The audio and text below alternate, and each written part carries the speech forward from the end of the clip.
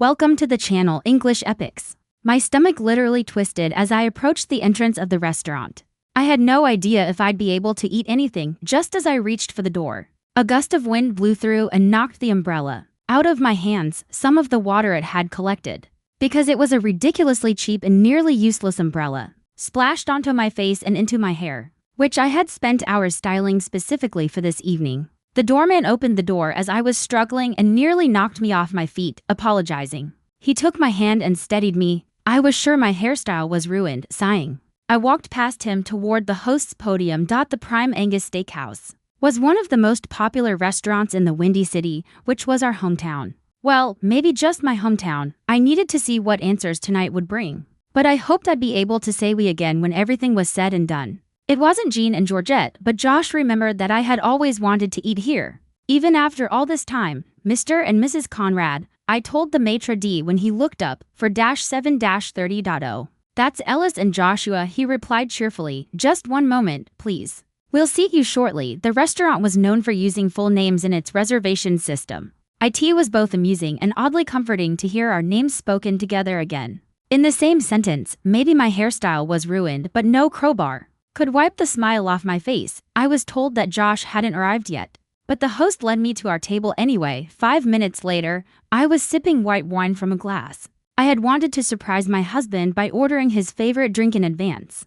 but I changed my mind, thinking it might come off as presumptuous. Tonight, I didn't want to say or do anything that could jeopardize what might be a happy reunion. As I anxiously awaited seeing Josh for the first time in nearly a year, I found myself remembering the best times, truly wonderful times in our relationship. Josh and I had met just a week after I graduated from college. My father had helped me get a job at a major accounting firm. Josh became a high-profile client following the untimely death of his parents, and a very large inheritance, not to mention a trust fund. Our firm managed the trust, and we were deeply involved in the distribution of the assets he inherited. At the time, I had nothing to do with Josh's finances. I was just a junior-level accountant. We fell in love at first sight, started dating, and got married 15 months later. In fact, it was my firm that recommended drafting a prenuptial agreement, which was reviewed and approved by all parties involved. What I loved most about my husband was his charisma and energy. His personality was a perfect match for mine. In those early years, both before and after our wedding, we could talk about anything. The way he explained things, the passion he radiated, it all made me see him as a man far more mature than his age. I suddenly remembered the night it all ended. The night Josh fell silent. It happened on Valentine's Day the year before, and it was entirely my fault. For the first 3 years, Josh and I had a fairy tale relationship. Love, sex, friendship, we had it all, and I was content. Contentment. That word began to haunt me, even chase me. The fly in my honey-sweet barrel of happiness turned out to be one Brett Stratton. He was also a wealthy client of my firm, and by the time I met him, I was already on the path to becoming a junior partner. We all know how that story goes. Hell, even back then, I knew exactly where it would lead, and still, I went full speed ahead and fell for it. The light flirting sent a thrill of anticipation through me. Dressing better, sexier, on the days I knew he would be in the office made that thrill even more intense. Turning down his lunch invitation the first time added as much excitement to the game as eventually accepting it. Then the light touches on my hand or knee took the game and the risk to a whole new level. I had everything under control until I didn't. Josh had been just as excited about the company party as I was. After all, he knew many of the people there. By the time we got married, Josh had already taken his hobby, patenting tools, to the next level. And just a week before the party, we had unexpectedly done a demonstration for a company in London. As for my husband, I had no reason to doubt him. He'd even encouraged me to enjoy the party, but not too much. He promised he'd stop by at midnight that night just to check in and make sure everything was okay. I knew it meant something more, but I didn't believe he had any real reason to suspect me of anything inappropriate.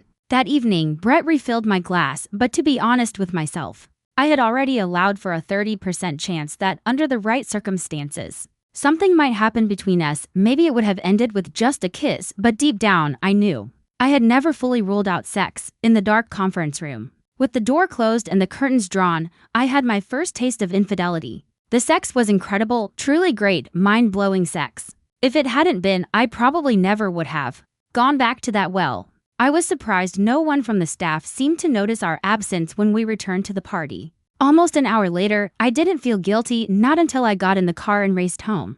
making it back just for minutes before Josh called, the waiter said, snapping me back to the present. "Are you still expecting your guest?" I frowned and glanced at my phone. Josh was already 20 minutes late, even beyond the grace period. I apologized to the waiter and decided to order an appetizer for both of us. To avoid an awkward situation, I was starting to wonder where he was. A fleeting thought crossed my mind. One I quickly shoved to the back of my consciousness with a noticeable chill. My mind drifted back to those fateful weeks after the party. Josh had called right at midnight, just as he had promised. I pulled myself together and handled the conversation, and by the time we said goodnight, I was confident he had no idea what I had done. Lying in bed that night, I thought about the mess I had gotten myself into. There had been no alien mind control ray, no sudden loss of brain function. I knew exactly what had happened, and for the most part, why? When I thought about the incredible sex I'd just had, and everything that had led up to it, my mind began to clear. I was certain that I had to see Brett again, maybe once, maybe twice, maybe 3 more times, but that was where it ended. I convinced myself it was something just for me, something separate from what Josh and I had. I dismissed it like a rag, the way most cheaters do when they're in a serious relationship.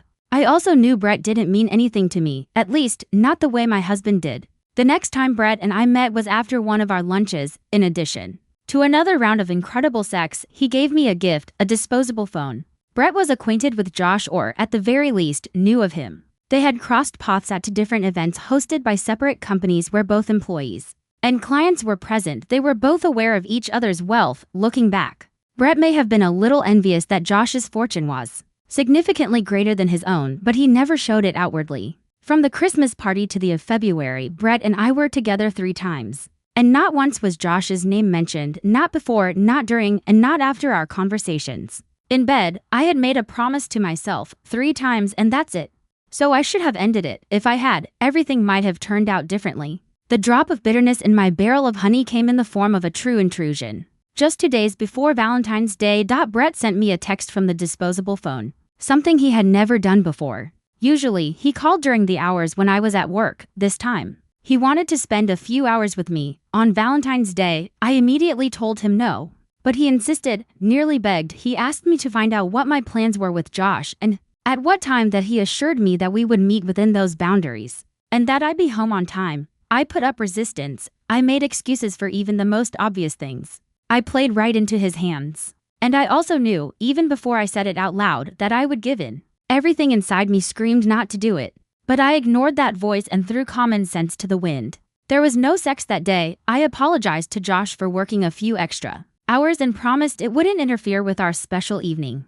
Brett and I met at an upscale restaurant on the south side, far from my home. My only gift that night was a very expensive necklace, which could only mean one thing, and that snapped me out of my fairy tale. Brett had fallen in love with me, and that was something I couldn't allow. I turned down the gift, which he didn't handle very well. We argued until we started to notice the glances from staff and guests around us. Then he passionately pleaded with me, and I responded with a long list of reasons why we would never be a couple as a result. We arrived at the restaurant 20 minutes later than we should have. When I realized it, I panicked and ordered Brett to drive me back to the office to get my car. Now I was going to arrive 45 minutes later than I had promised Josh. Maybe I could have salvaged the evening and everything would have ended quietly, with no one but Brett and me ever knowing the truth. If it hadn't been for the flat tire, we would have never been caught. Well, that and the cursed call tracking app. To this day, I have no idea how or what caused the punctured. It was raining, and Brett was desperately trying to change the tire himself, worried about my delay and what might come of it. At least his heart was in the right place, but he clearly never mastered that basic life skill. And then, 40 minutes later, when I looked out through the fogged-up windshield and saw, through the streaks of rain, my husband's hurt face staring back at me, it felt like my life ended. And I don't mean that metaphorically. It felt like a long time had passed, but in reality, it was probably only 30 seconds before Brett noticed that Josh was just standing there. I assumed, though I never found out for sure, that Brett quickly moved to the front of the car, trying to come up with some kind of excuse. Whatever explanation he offered, it wasn't heard. Josh didn't take his eyes off me until Brett finished speaking, and then, without warning, my husband struck him hard across the face, knocking Brett to the cold asphalt. That finally jolted me into action. I jumped out of the car. Josh had already turned his back to me by the time I was begging him to stop. Crouching down to help my lover, Brett had fallen onto the wet street. and his $5,000 suit was completely ruined. Seeing that he was okay, I ran after my husband until I felt someone grab my arm tightly, holding me in place. Let him go, Brett said firmly but gently. He needs a minute or a day. And right now he's in no mood to talk to you. If I were him, I'd want to be alone. The look in his eyes told me he was him after the way I had treated his gift and his feelings. For me, I have to go to him, I cried. Let me go. Brett saw the situation for what it really was. He was the only one of the three of us not lost in a fantasy. He let go of my arm and shook his head. Then go, he said, warningly, but it won't do you any good. Grab your things from the car and call a cab. I'm heading to urgent care to see if my jaw is broken. I noticed the maitre d' approaching my table and snapped out of my memory of that past Valentine's Day. Damn, these people were impatient. Madam, he began, may I ask for your guest's phone number? Perhaps I can assist him or check to make sure everything is all right. Oh God, I thought. What's going on? But then I realized they had probably been watching me and were wondering why I wasn't calling or texting my husband. No, I replied firmly. He's already on his way. I just heard from him. I picked up my empty glass and gently turned it in my hand. I'd love another one, please. The waitress who had been standing just behind him darted off. In an instant, my thoughts drifted back to the past. The cab ride had taken nearly an hour. When I walked in, the house was dark and it felt cold. Josh wasn't home. That wasn't surprising. Brett had been right. Josh needed time. Strangely, I realized that I did too. To form the answers to some very difficult questions I knew my husband would eventually ask. What I could never have imagined, not even once, was that Josh wouldn't come home. The last time I saw him, he was driving out of our neighborhood, a small, sparsely built area of modest houses. I was heading home myself, so I had no way to turn around and try to catch up with him. When I got back, I discovered that all of his things were gone. He must have had movers come while I was at work. At first, I sobbed, but then I got angry. How could he just leave me like that without even talking to me about it? I sent him an emotional and self-righteous message. He never responded. 2 days later, I decided to try to find him and maybe talk to my parents, my own sister and his sister too. My sister Sheila was devastated when she answered the phone. How could you wretch? She shouted into the receiver. I loved that man. He was the best thing that ever happened to you. And this is how you repaid him. What the hell is wrong with you? She was the first messenger, Beth. Josh's sister was much worse. What could you possibly want from me, you adulteress? Those were the first words out of her mouth. No hello. No greeting of any kind. I want to know where he is, I said firmly. I need to apologize and make things right. Good luck with that, idiot, she replied bitterly. I loved you like a sister. Why? Tell me. I really thought you were the best thing in his life. Whatever, I don't know where he is. He only messaged me about what happened, no details, and said he'd reach out again. But he needed time to rethink his life. When I called back 3 weeks later, Beth said she knew where he was, but that she would never tell me. She said her best advice for me was to leave things as they were and either hold on to hope or file for divorce. After speaking with my parents and enduring their disappointment, I found myself reflecting alone. Was I really such a terrible person? Well, of course, I knew the answer to that, though it took several months of therapy to fully accept it. During that time, I made a promise to myself to wait it out. I wouldn't file for divorce. I would honor a vow of celibacy too. That lasted until mid-April. Brett kept his distance and was clearly on edge. I assumed he was worried about my marriage, and perhaps also trying to protect himself. The day I asked my team lead about him, I was told that Brett had missed a meeting the previous week due to a hospitalization. I became genuinely concerned, found out which hospital he was in, and went to visit him. He told me he'd been attacked. I didn't think he really believed that, and I certainly didn't. But I didn't argue. His final words cut deep. Alice, he whispered hoarsely, his voice strained from a neck injury. I'd rather never see you again. Dinner was a failure, just like my Valentine's Day. Damn him, I thought. Why? Why invite me to meet him here if only to humiliate me? I noticed the host speaking with a waiter, probably discussing how to handle me more delicately. It had been nearly an hour since I sat down at the table. I turned toward the window, trying to figure out how to leave with at least a bit of dignity intact. The downpour had started about an hour ago, despite the rain. Something caught my eye in the brightly lit cafe across the street. A striking blonde with almost white hair sat gazing into the eyes of her lover, holding his hand across the table. I shifted my gaze to the gentleman, and my heart nearly stopped. It was my husband, Josh. Or maybe it wasn't. This man had a well-groomed beard. Rain was pounding against the glass. I studied him closely, hoping desperately that I was mistaken. They were laughing and flirting, clearly a couple. They broke eye contact and released each other's hands. Then the man turned toward the window and looked directly at me. I was sure of it. I jumped from my seat, running on pure emotion and adrenaline. Purse, coat, check. Grabbing my wallet, I rushed across the dining room. Checked out, I handed my credit card to the Major D, and as I walked out, asked him to charge me for the lobster tail, promising to return and sign the receipt, of course. By the time I entered the cafe, they were gone. By then, I was convinced it had been his plan all along. They must have been ready to leave, just waiting for me to make my move, to humiliate me. Never in my life had I felt so hopeless and ashamed. As I stepped back out into the rain, a waiter met me with my credit card, the receipt, and the phone I'd left behind on the table. One more pitying look, one that, after so many months, felt lighter than the rain, and a hollow, good luck. I returned to the steakhouse lobby and called a cab. It was just after 8:30 on the way home. I asked the driver to stop at a liquor store and gave him $20 as a tip to go in and buy me something to get through the night. Money was still the least of my problems. I managed to hold it together all the way to my front door, but once I stepped inside, the dam broke. That I had pinned such high hopes on that evening, hopes for reconciliation and love. So many other fantasies I had created in my mind. Instead, I was alone, wet, cold, and shivering. He wasn't coming back. I would never get the chance to explain or apologize for what I'd done.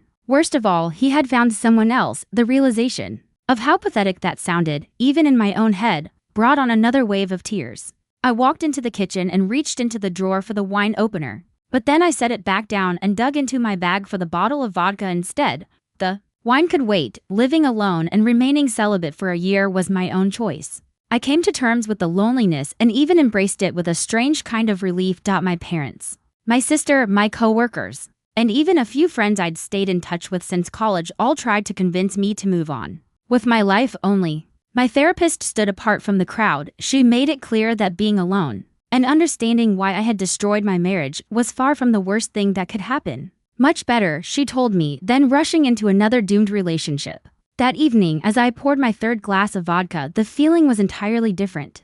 I was truly alone. Even more so than on that fateful night when I came home and discovered Josh had left. Well, that was it. Time to put on my big girl panties and move on. The doorbell made me jump. What else could this night possibly bring? What more could I take? It was a delivery man. He was even wearing something like a uniform that I signed. And he handed me a plain brown wrapped box and a bouquet of black roses. My heart sank again. I set both items down on the kitchen table and examined them closely. The first thing I noticed was the roses. They were black as in died. They were black because they were literally dead, dried out, rotting red roses, most likely the same bouquet Josh had held in his left hand a year ago. Standing there, stunned and broken, watching me sit in the passenger seat, I needed to think. Josh had spent the entire evening on his terms, clearly planned and timed. That had to change immediately. I picked up my phone and scrolled through the messages until I found the unknown number from which Josh had invited me to dinner. Then I typed, deleted, and typed again until I had the message I truly wanted to send.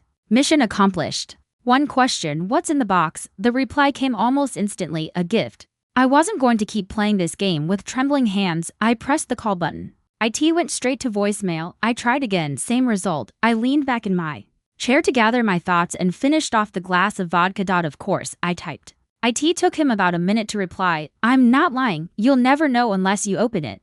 Damn, the box was the kind usually used for shirts or sweaters. Inside was the infamous thick manila envelope. When I opened it and reached inside, already dreading what I'd find, several glossy 5x7 photos slipped out onto the table. There was my husband with a blonde from the cafe. They stood side by side, casually dressed. Someone having taken their photo with the Grand Canyon in the background.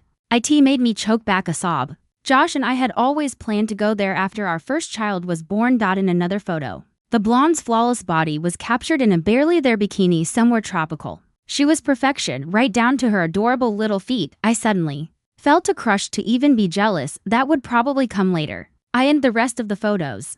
The two of them were shown doing various activities or simply looking at each other. With unmistakable love in their eyes, I pushed them aside. Inside the envelope, I found two things, a handwritten note from my husband, and a cover page titled Dissolution of Marriage. Scanning it, I saw the name and contact number of Josh's attorney. I picked up the note. Alice, first of all, I want to apologize for the deception to date. I've spent a long time thinking about what our reunion might look like and how it might end eventually. I realized that we would never be on equal footing unless you experienced what I went through. Last Valentine's Day. To simply write it out or send it in a message wouldn't have had the same impact. And it wouldn't have helped either of us last year. I couldn't find the words to express my grief or disappointment in you, so I left. As Paul Simon said 50 years ago in his song, my words would have fallen on me like silent raindrops. And surely, yours too. I decided silence was what we both needed. So I went in a different direction and began anew. If not entirely permanent life, that's where and how I met Tiffany. She helped me heal and find clarity. At times, she even defended you. I won't bore you with the details. The photographs should be enough. If, after seeing the photos and reading this, you still have any interest in the possibility of reconciliation, call this number, and we can set a real date and time to talk. I don't expect forgiveness to come easily from either of us, but I'm here if you want to try. Josh. After reading it, I set the letter aside. I noticed that the number he listed was different from the one we had just been using to text. For a brief moment, a wave of relief washed over me. There was still a chance. But that joyful anticipation was quickly overshadowed by a dark cloud of reality.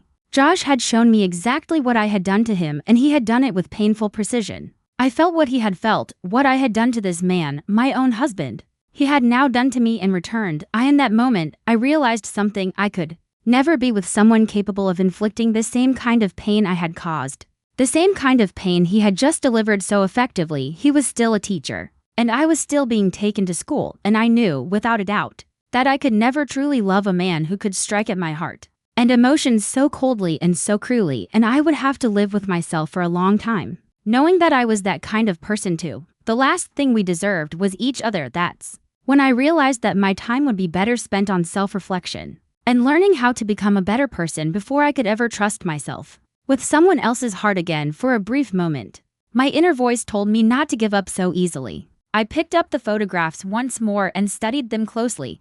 Josh looked happy with that woman, Tiffany, through the rain. It had been just as clear from across the street as it was in those crystal clear photographs. With a heavy heart and a sigh, I sat in silence for almost 20 minutes. Eventually, my thoughts stopped fighting with themselves. He hadn't lied. He had, in fact, given me a gift. I picked up my phone and began typing a message. I erased it again, and then settled on what I truly wanted to say. Thank you, I typed, adding a sad emoji, and then a determined one. I waited only a few minutes. You're welcome. I hope you have a good life, Alice. I plan to call the attorney. Despite the prenup, I was more than fair. It's just money, and I have plenty of it. I hope you've learned something from all of this, but it's not my place to dwell on it. I'll always remember you. He would always remember, without tenderness, without sentiment, just remember. As for me, it would be a long time before I could forget him. I walked over to the counter to pour myself another shot of vodka, and for a brief moment, I allowed myself to hope that someday, maybe far in the future, I would be able to enjoy Valentine's Day again. Thank you for being with us. And if you're one of those who watches silently, just leave a like. It helps new stories come to light.